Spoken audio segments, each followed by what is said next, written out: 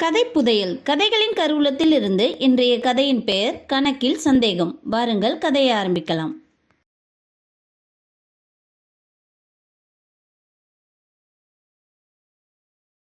நாகராஜாவும் சிட்டுவும் சிறந்த நண்பர்கள். ஒரு நாள் இருவரும் பள்ளிக்கு செல்ல விரும்பவில்லை. அம்மா சிட்டுவுக்கு விளக்கியது.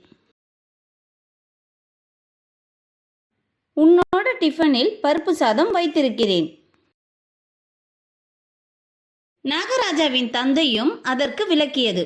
அதன் டிஃபனை முட்டையால் நிரப்பியது. குழப்பங்களுடனும் கவலைகளுடனும் சிட்டு பள்ளியை நோக்கி நடக்க ஆரம்பித்தது. நாகராஜாவின் தந்தையும் அதனை பள்ளிக்கு அனுப்பியது. இரண்டும் பள்ளியை அடைந்தனர். ஆனால் வகுப்பிற்கு செல்ல பயந்தனர். ஏனென்றால் கணித கேள்விகள் அவைகள் இரண்டுக்கும் சிரமமாக இருந்தது. அவை இரண்டிற்கும் உள்ள பிரச்சனைகளின் ரகசியத்தை ஆசிரியர் ஆனந்தி அறிந்திருந்தார். அவர் இருவரையும் தன்னிடம் அழைத்தார்.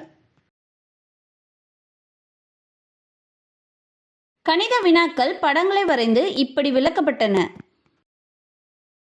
அதன் பிறகு இரண்டும் படங்களின் வடிவில் ஒருவருக்கொருவர் பல கேள்விகளை விளக்கிக் கொண்டன.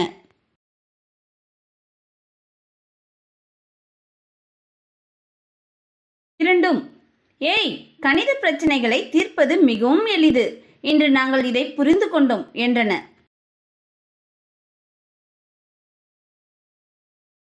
குழந்தைகளே, இந்த கதை உங்களுக்கு ஏன் பிடித்திருந்தது?